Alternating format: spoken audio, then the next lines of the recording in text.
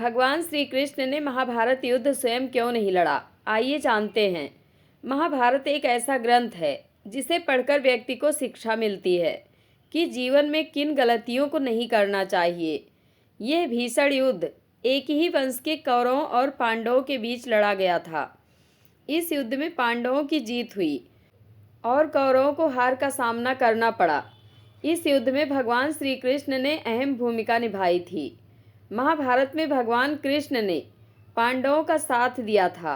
भगवान कृष्ण अर्जुन के सारथी बने थे। लेकिन क्या आपके मन में भी सवाल आता है कि जब भगवान कृष्ण क्षण भर में महाभारत का युद्ध समाप्त कर सकते थे तो उन्होंने युद्ध क्यों नहीं लड़ा? आइए जानते हैं महाभारत के इस रहस्य का सवाल। महाभारत युद्ध की तस्वीर जब भी आपने देखा होगा उसमें भगवान श्री कृष्ण को सारथी के रूप में ही पाया होगा। दरअसल महाभारत के महायुद्ध से पहले ही कृष्ण ने कह दिया था कि वह महाभारत के महायुद्ध में शस्त्र नहीं उठाएंगे और न युद्ध करेंगे। पूरे महाभारत के दौरान कई विषम स्थितियां आईं, लेकिन श्री कृष्ण स्थिर चित्त बने रहे और उन्होंने अपना सुदर्शन चक्र नहीं चलाया, ना ही किसी से युद्ध किया। बस एक बार ही युद्ध के आरंभ में भीष्म की मनोदशा और इच्छा का सम्मान करने के लिए और अर्जुन को कर्तव्य का बोध कराने के लिए श्री कृष्ण ने रथ का पहिया हाथों में उठा लिया। ऐसे में अर्जुन ने श्री कृष्ण के चरण पकड़ लिए और श्री कृष्ण से रथ का पहिया रख देने के लिए कहा। सवाल उठता है कि आखिर श्री कृष्ण ने युद्ध न करने की बात क्यों की? क्यों खुद को युद्ध से अलग रखा? क्यों वह महज पार्थ यानी अर्जुन के सारथी बनकर मार्गदर्शक बने रहे?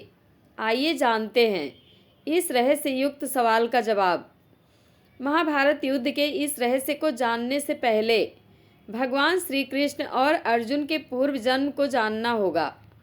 पौराणिक कथाओं के अनुसार भगवान श्री कृष्ण पूर्व जन्म में नारायण थे और अर्जुन नर थे।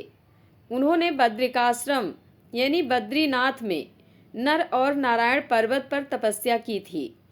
नारायण और नर दोनों ही भगवान विष्णु के अंश से ही उत्पन्न हुए थे, क्योंकि उस समय सूर्य भगवान के एक असुर भक्त दंभोदभ ने सूर्यदेव की तपस्या करके उनसे 1000 कवच का वरदान मांग लिया था। इस कवच के साथ ही यह भी शर्त थी कि 1000 साल तपस्या के बाद ही कोई इस कवच को तोड़ सकता था और जो भी इसे तोड़ता वह स्वयं भी मर जाता।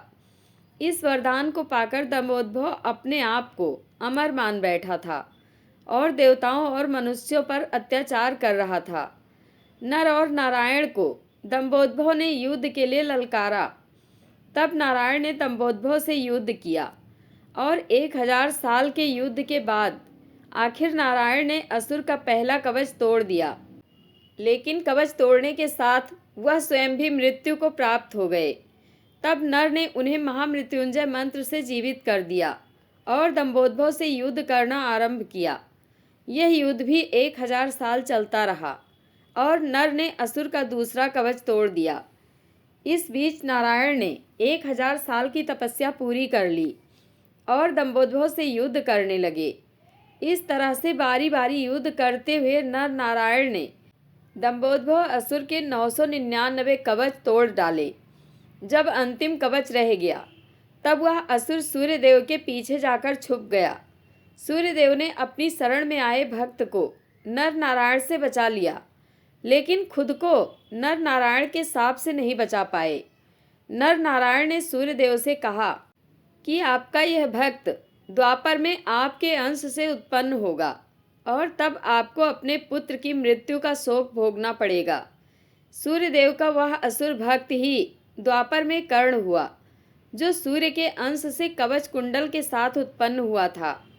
नर ने 1000 वर्ष की तपस्या पूरी कर ली थी और दंभोदभ से अंतिम युद्ध करने की उनकी बारी थी। इसलिए नारायण ने अर्जुन से कहा था कि यह महाभारत का युद्ध तुम्हारा युद्ध है, तुम्हें ही यह युद्ध लड़ना होगा।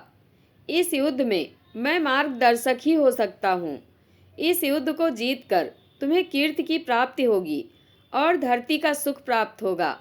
तुम अपना युद्ध नहीं लड़ोगे तो मैं भी तुम्हारी मदद नहीं कर पाऊंगा, क्योंकि कर्ण का वध तो केवल अर्जुन ही कर सकते थे, क्योंकि सूर्य के वरदान के कारण दंभोदभव को वही मार सकता था जिसने 1000 वर्ष तपस्या की हो। और कर्ण अगर जीवित रह जाता तो महाभारत युद्ध पांडव नहीं जीत पाते। इसलिए श्री कृष्ण ने अर्जुन को युद्ध करने के लिए कहा और स्वयं पार्थ के सारथी बने रहे। महाभारत युद्ध में भगवान श्री कृष्ण ने स्वयं युद्ध न करके अर्जुन को युद्ध के लिए आगे किया।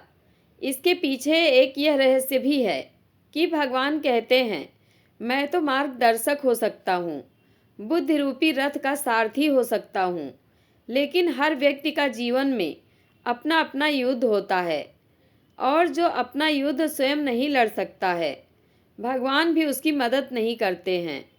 इसलिए हमेशा ये समझना चाहिए कि जब युद्ध हमारा है तो यह हमें ही लड़ना होगा। ईश्वर हमारे बदले आकर युद्ध नहीं लड़ेंगे।